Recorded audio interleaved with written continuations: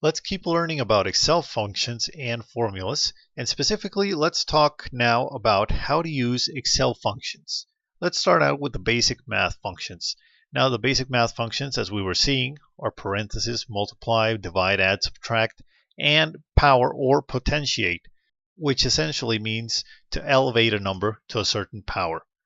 This little triangle here means elevate a number to the power indicated. Now the order of operations which Excel follows is this one right here that's in this list.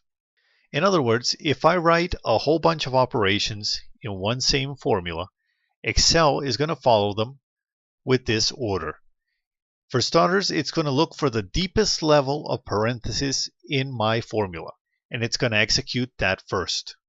Or I should actually start by saying that Excel is going to execute your function from left to right. What you start writing on the left is going to get executed first, and then Excel is going to move to the right to see what else it finds. And then it's going to apply this order right here. First, it's going to solve the deepest level of parentheses that you have in your formula. Then it's going to apply the potentiation operators. Then it's going to multiply or divide, whichever one it finds first. And then it's going to add or subtract, whichever one it finds first. Why is it important to know this order? Well, it's important because it determines how you need to write out a formula in order to get it executed correctly. You can write a formula in several different ways, and depending on how you write it, you'll get completely different results. For example, I've made a list here of common mathematical formulas that we can put into Excel, and let's see what each one does. Now this first one, 5 times 5 plus 1, if we look at our list, we have an addition and we have a multiplication. The first thing Excel is going to do is multiply, and then it's going to add. So this should give us a result of 5 times 5, which is 25, plus 1, that's 26. What Excel is not going to do is 5 times 5 plus 1. In other words, it's not going to do 5 plus 1, 6 times 5 is 30. Let's see what happens when we type this into Excel. 5 times 5 plus 1 should give us a result of 26. And there's our result, 26. Now, what if I wanted to do 5 times 6, which is 5 plus 1? Well, what I would have to do is put 5 plus 1 in parentheses, because then what's going to happen is that Excel is going to start with the parentheses in the deepest level, 5 plus 1. So Excel is going to do this first, 5 plus 1, which is 6, and then it's going to multiply. 5 times 6, which is 30. I'm going to show you another trick here. If you have text that you want to copy into a formula, simply step into the cell, select your text up here, and press Ctrl C, which is the shortcut key for copy. Don't press here, just press Ctrl C. Then you step into this cell and press Ctrl V, which is the shortcut for paste. And see, we've just pasted our formula right there. Now all we need to do is add an equal sign. And as you can see, we get 5 times 6, 30. Now we're elevating here to a power and then adding. Excel is going to follow that order. 5 squared plus 1, that's 25 plus 1, 26. And here's another trick. I'm going to copy this formula right there. And to turn it into an executable formula, all I need to do is add an equal at the start. Remember that all formulas in Excel start with an equal sign. And sure enough, I get 26 as my result. Now how about this one? This one's a little more interesting because it has both multiplication and power. Now, according to our list, the first one to get executed is the power and then the multiplication first. So we're going to do 5 squared, 25 times 5, 125. And I'm going to do the same little trick. I'm going to copy my cell content and add an equal at the start, 125. Just like I said, first it does the power, then it does multiplication. Now, what if I actually wanted to do 5 to the 2 times 5 power? In other words, 5 to the 10th power. Well, what I'd have to do is use parentheses, just like before in this second case. The first thing that gets executed is what's inside the parentheses, 2 times 5, which is 10, and then you get the power, 5 to the 10th power. Let's see how this executes. And sure enough, we get a huge number, which is 5 to the 10th power. So that's some examples of mathematical functions in Excel and the order in which things get executed in Excel. Now, one final note here when you're working math, remember that you can't divide by 0. You can't divide any number by 0. Any number by 0 in Excel is going to give you an error. And watch what happens. I'm going to demonstrate. 5 divided by 0 is an error. And what Excel is telling you when you get this message here, div 0, is that you're dividing by 0, which obviously you can't do neither in Excel or in any other mathematical software on the planet. Well, there's some software that allows you to simulate a division by 0, but that's beside the point. In Excel, you can't divide by 0, and if you get this error here, it means you're dividing by 0 somewhere. So if you get that error, check your formula and see what you're referencing and what's causing the error.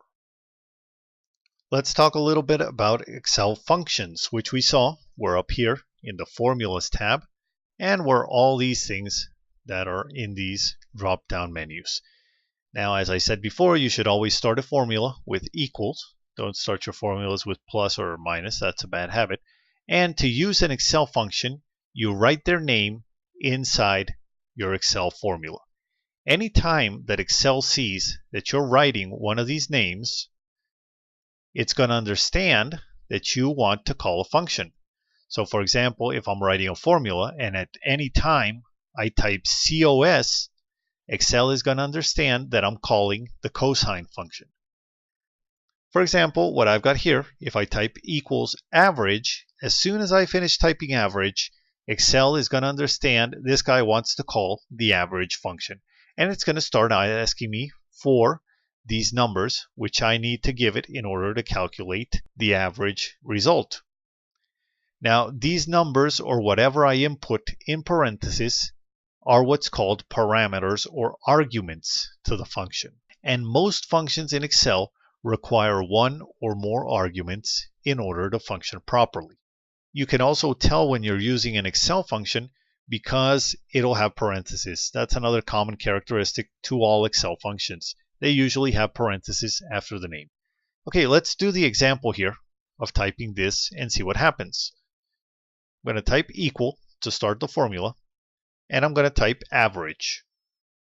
See, as I'm typing, Excel automatically suggests different functions which might have that name so I can find the one that I want. Now, right here it says average. If I want, I can click here and then press tab, and Excel will automatically complete average. Now, if I wanted one of the other functions, what I'd need to do is press the down arrow in order to select it. Notice that as I move the cursor down, Excel changes this little help box where it's telling me what the function does. And as soon as I find the one that I want, say average if, I press tab. And as soon as I press tab, Excel completes the entire name of the function. Okay, but let's do this the long way. Okay, average. And as soon as I type average, what I need to do is open a parenthesis so that Excel knows that it's time to start the function. And as soon as I type that parenthesis, see, Excel automatically understands this guy's calling the average function and automatically pops up this little box where it tells me, okay, you want to use the average function, you need to input a first number, you need to type a semicolon, and you need to input a second number, and so on, and so on, and so on. If I want, in this little box, I can click on average. You see on that little name, and once I click on that, I get a help box telling me what the function does and how to use it. This is really useful to know when you're working with Excel functions. At any time, you can click this little box, click the name of the function, and you'll get help on what it does. Okay, so Excel is telling me that the average function requires one or more arguments. Notice that this second number, where it says number 2, that's in between these square parentheses. When something in Excel's help is in between square brackets or square parentheses, that means that it's optional. What Excel is saying here is I need at least one number. Now, if you want to add a second number, it's no problem. And if you want to add a third one, fourth one, it's no problem. But this second one and the third one and so on are optional. That's what this square bracket means when it's around number 2. Okay, so let's start by typing 10. Then we have to type a semicolon. In Excel, you always separate the arguments for your functions with a semicolon. That tells Excel that the argument is over. See, semicolon. And as soon as I type the semicolon, this box changes. Now Excel tells me, okay, you can input number 2. And notice that number 2 went dark. Before it was number 1 that went dark. See, right here, number 1 is dark and number 2 is in regular text. That's telling me that Excel is expecting me to enter number 1. And as soon as I do the semicolon, number 2. So I'm going to type 5. Okay, and what's the average of 10 and 5? It's 7.5. Let's see if I get that result. And sure enough, there's 7.5, which is my result. Okay, that's how you use Excel functions. Just type in the name of the function and start entering arguments. Let's try something else. For example, what if we wanted to do the square root of 125? Well, there's an Excel function called square root. Now, how do I know that there's a function for square root? Well, I've used it before, and you can also look in the help. For example, if I type here square root, see, I get sqrt function, formula syntax of sqrt, and it says returns a positive square root. So that's how you know what functions exist in Excel. You can look them up here, or you can call for help here and say, I want the square root or something, and the results will probably have the function you're looking for. And if not, just Google what it is you're trying to do in Excel. You're going to find that it's really easy to find people who have already solved your problem in Excel and who can give you the answer right on a web page that you can visit in Google. So when in doubt, Google it. All right, now let's try the square root function. Equals, always open your function with equal. SQ, see, we've got SQRT here. That's the function we're looking for. SQRT, and it says it's expecting a number, and only one number. Notice that here it only says number. It doesn't say number 2, number 3. It only says one number. Okay, so SQRT 125, close parenthesis, and it's 11.18, which is the square root of 125. Now something a little easier, maybe. Square root of 25 is 5, which is probably easier to follow than the square root of 125. So that's how you use the square root function. Now what happens if I enter more than one number, 25 and 25? The help box is telling me it's expecting only one number, and I'm typing 2 numbers. See, Excel says you've entered too many arguments for this function, and it won't let me finish the function as long as I have more than one argument, so I need to close it. And there it works. Another thing that might happen sometimes is if I enter the wrong kind of argument. For example, it's expecting a number. What happens if I enter a text string, you see, like Excel, which is a text string? Well, when I execute this, Excel is going to say name. Now, this is an error message right here. Anything that you see in Excel that starts with a pound sign is typically an error message, and it means that we did something that we're not supposed to. Now, what did we do wrong here? Well, we can always check this little box here to see what it says. It says the formula contains unrecognized text. See? And that tells us more or less what we did wrong. Well, obviously it was expecting a number, and we put in text, so Excel doesn't know what we want to do.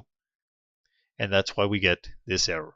Square root, once again, 25, and we're done. Now, sometimes these errors happen because you misspell function names. For example, if I was typing SQ and I only typed T, I forgot the R, I'd get that same name error. See, right there. So I have to check the function and see what went wrong. And once again, I get 5. And this is how you use Excel functions in your formulas. Now, Excel functions also follow the same order that we saw before. If you put them in a parenthesis, the deepest functions get executed first before the ones outside, and the rest of the functions are going to get executed from left to right. That's important to know. You also need to follow an order inside your functions to get them to work correctly and to give you the result you're expecting. Thanks for watching this video tutorial. If you liked the video, be sure to subscribe to our channel and to visit our website, cubicleoverlords.com, for more instructional videos like this one.